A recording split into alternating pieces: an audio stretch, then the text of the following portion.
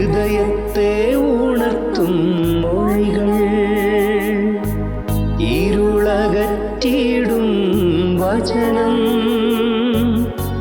ക്രൂശിലെ 7 മൊഴികൾ.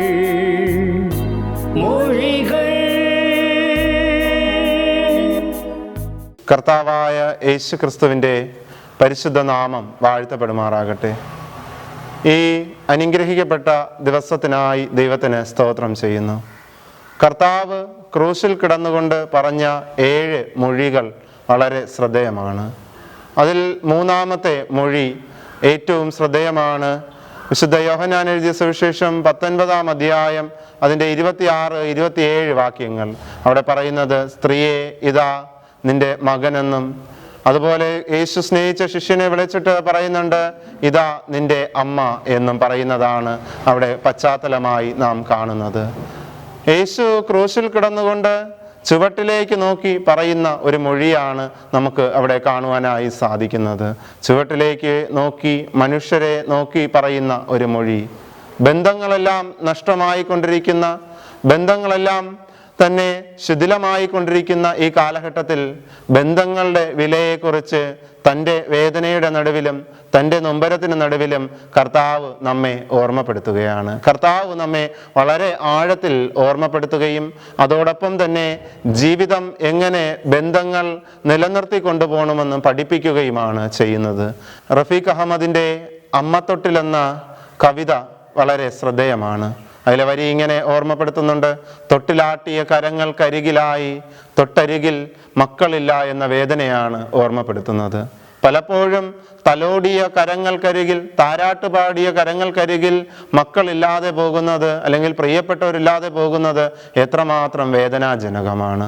ഇവിടെയും കർത്താവ് അവിടെ തൻ്റെ മാതാവിനെ പ്രിയ ശിഷ്യൻ്റെ കരങ്ങളിലേക്ക് ഏൽപ്പിക്കുമ്പോൾ, അതുപോലെ തന്നെ പ്രിയ ശിഷ്യനെ തൻ്റെ മാതാവിൻ്റെ കരങ്ങളിലേക്ക് ഏൽപ്പിക്കുമ്പോൾ ബന്ധങ്ങളുടെ ഒരു വലിയ വിലയെക്കുറിച്ച് കർത്താവ് ഓർമ്മപ്പെടുത്തുകയാണ്. വേദപുസ്തകത്തിൽ ഉടനീളം ആ ബന്ധങ്ങളെ നമുക്ക് വായിച്ചെടുക്കുവാനായി സാധിക്കും. പഴയ നിയമത്തിൽ യോസേഫ് തന്നെ ഉപദ്രവിച്ച സഹോദരന്മാരെ, അല്ലെങ്കിൽ തന്നെ വേദനപ്പെടുത്തിയ സഹോദരന്മാരെ ചേർത്ത് പിടിക്കുന്നതും അവർക്ക് വേണ്ടി പ്രവർത്തിക്കുന്നതും നമുക്ക് മനസ്സിലാക്കുവാനായി കഴിയും. അതുപോലെ തന്നെ പലയിടങ്ങളിൽ നമുക്ക് ആ ബന്ധങ്ങളുടെ വിലയെ മനസ്സിലാക്കുവാനായി സാധിക്കുന്നുണ്ട്. ഹന്നായുടെ ജീവിതത്തിലേക്ക് ഇറങ്ങി ചെല്ലുമ്പോൾ അവിടെ ഹന്നായുടെ ഭർത്താവായിരിക്കുന്ന എൽക്കാന പറയുന്നുണ്ട്, വേദനയുടെ നടുവിൽ ഞാൻ നിനക്ക് 10 പുത്രന്മാരെക്കാൾ ഉത്തമനല്ലയോ എന്ന് ഓർമ്മപ്പെടുത്തുന്നുണ്ട്. പുതിയ നിയമത്തിലേക്ക് വരുമ്പോഴും ആ ബന്ധങ്ങളുടെ ദൃഢതയെക്കുറിച്ച്, ആത്മബന്ധങ്ങളെക്കുറിച്ചും സൗഹൃദ ബന്ധങ്ങളെക്കുറിച്ചും കുടുംബ ബന്ധങ്ങളെക്കുറിച്ചും ഒക്കെ നമ്മെ ഓർമ്മപ്പെടുത്തുന്നുണ്ട്. എന്നാൽ ഇവിടെ കർത്താവ് നമ്മെ ഓർമ്മപ്പെടുത്തുന്നത് വേദനയുടെ നടുവിൽ, നൊമ്പരത്തിന് നടുവിലും തൻ്റെ മാതാവിനെ തൻ്റെ പ്രിയ ശിഷ്യന്റെ കരങ്ങളിൽ ഏൽപ്പിക്കുന്നത്, അതുപോലെ തന്നെ തൻ്റെ ശിഷ്യന് തുണയായി, കൂട്ടായി തൻ്റെ മാതാവിനെ ഏൽപ്പിച്ചു കൊടുക്കുന്നത്.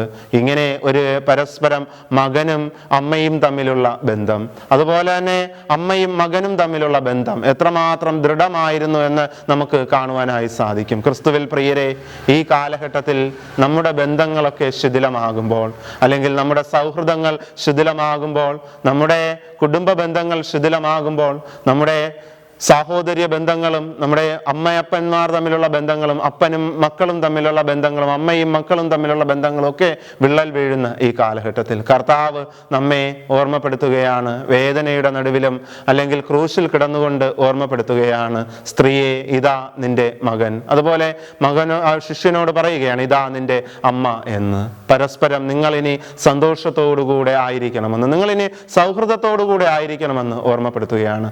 ബന്ധങ്ങളിലും അതുപോലെ തന്നെ കൂട്ടായ്മകളിലും നമ്മെ ഓർമ്മപ്പെടുത്തുന്നതും ഇത് തന്നെയാണ്. നിങ്ങൾ ഇനി സന്തോഷത്തോടു കൂടി ആയിരിക്കണം, വിള്ളലില്ലാത്ത ജീവിതം നിലനിർത്തണം, ബന്ധങ്ങളെ വളരെ മനോഹരമാക്കി മുന്നോട്ട് കൊണ്ടുപോകണമെന്നാണ് കർത്താവ് നമ്മെ ഓർമ്മപ്പെടുത്തുന്നത്.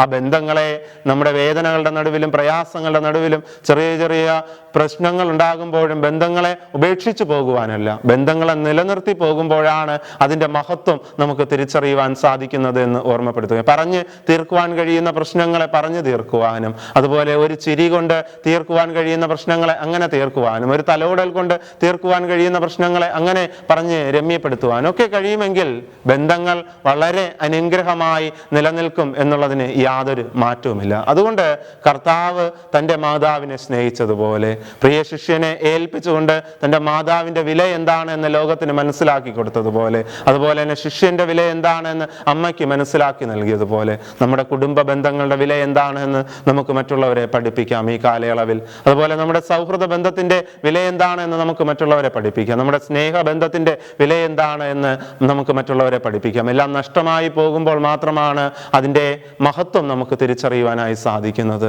ചെറിയ മെഴുകുതിരിയാണ് എങ്കിലും അത് എരിഞ്ഞു തീരുമ്പോൾ, അല്ലെങ്കിൽ അത് അണഞ്ഞു പോകുമ്പോൾ മാത്രമാണ് അത് ചെറിയ വെട്ടമായിരുന്നു എങ്കിലും അത് വലിയ പ്രകാശത്തിൻ്റെ സാധ്യതയായിരുന്നു എന്ന് നമ്മെ ഓർമ്മപ്പെടുത്തുന്നത്. അതൊരു വളരെ ധൈര്യപ്പെടുത്തുന്ന അനുഭവമായിരുന്നു എന്ന് നമ്മെ ഓർമ്മപ്പെടുത്തുന്നത്. അതുകൊണ്ട് നമ്മുടെ ബന്ധങ്ങളൊന്നും നഷ്ടപ്പെട്ടു പോകാതിരിക്കട്ടെ. കർത്താവ് പറഞ്ഞതുപോലെ സ്ത്രീയെ ഇതാ നിന്റെ മകൻ, അതുപോലെ തന്നെ ശിഷ്യനോട് ഓർമ്മപ്പെടുത്തിയതുപോലെ ഇതാ നിന്റെ അമ്മ എന്ന് പറഞ്ഞതുപോലെ നമ്മുടെ ബന്ധങ്ങളെല്ലാം ആ നല്ല സൗഹൃദത്തിൻ്റെ ആനന്ദത്തിൻ്റെ അനുഭവത്തിലായിരിക്കട്ടെ. അതിന് ദൈവം നമ്മെ സഹായിക്കട്ടെ. അങ്ങനെ നമുക്ക് ബന്ധങ്ങളെ അനുഗ്രഹമായി നിലനിർത്തി മുന്നോട്ട് പോകാം. അതിന് ദൈവം നമ്മെ സഹായിക്കുകയും ചെയ്യുമാറാകട്ടെ. ഒരു നിമിഷം നമുക്ക് ദൈവത്തോട് പ്രാർത്ഥിക്കാം. സ്നേഹവാനായ ദൈവമേ, ഈ അനുഗ്രഹമേറിയ നിമിഷങ്ങൾക്കായി ഞങ്ങൾ അങ്ങേ നന്ദി കരേറ്റുന്നു നാഥ. കർത്താവെ, അങ്ങ് കാൽവരിയിൽ കിടന്നുകൊണ്ട് ദൈവമേ ആ ക്രൂശിൻ്റെ അനുഭവത്തിൽ കിടന്നുകൊണ്ട് ഞങ്ങളെ ഓർമ്മപ്പെടുത്തിയ ആ മൂന്നാമത്തെ മൊഴി, സ്ത്രീയെ ഇതാ നിന്റെ മകൻ, അതുപോലെ ശിഷ്യനോട് ഇതാ നിന്റെ അമ്മ എന്ന് ഓർമ്മപ്പെടുത്തിയതുപോലെ ഞങ്ങളും ഞങ്ങളുടെ ജീവിതത്തിൽ ബന്ധങ്ങളെ കാത്തു പരിപാലിക്കേണ്ടുന്നവരാണ്, ബന്ധങ്ങളെ വളരെ സന്തോഷത്തോടെ നിലനിർത്തിക്കൊണ്ടു പോകേണ്ടുന്നവരാണ് എന്നുള്ള ഒരു ബോധം ഞങ്ങൾക്ക് നൽകണമേ എന്ന് പ്രാർത്ഥിക്കുന്നു നാഥ. ഞങ്ങളുടെ ബന്ധങ്ങളെല്ലാം മനോഹരമായി സൂക്ഷിക്കുവാനും അങ്ങനെ ബന്ധങ്ങളെ വളരെ സന്തോഷത്തോടുകൂടി നിലനിർത്തിക്കൊണ്ടു പോകുവാനും, ബന്ധങ്ങൾ ബന്ധനങ്ങളാകാതെ ബന്ധങ്ങൾ വളരെ ആഴമേറിയ ദൃഢതയുള്ള ഒരു സൗഹൃദത്തിൻ്റെ അനുഭവമായും സ്നേഹത്തിൻ്റെ അനുഭവമായും തീരുവാൻ ദൈവം സഹായിക്കണമെന്ന് പ്രാർത്ഥിക്കുന്നു നാഥ. എല്ലാ ബന്ധങ്ങളും അങ്ങനെ നിലനിന്ന് മുന്നോട്ട് പോകുവാൻ ദൈവം കൃപ ചെയ്യണം. യേശുവിൻ നാമത്തിൽ യാചിക്കുമ്പോൾ പ്രാർത്ഥന കേൾക്കണം കർത്താവേ, ആമേൻ. ഹൃദയത്തെ ഉണർത്തും മൊഴികൾ, ഇരുളകറ്റിടും വചനം, ക്രൂശിലെ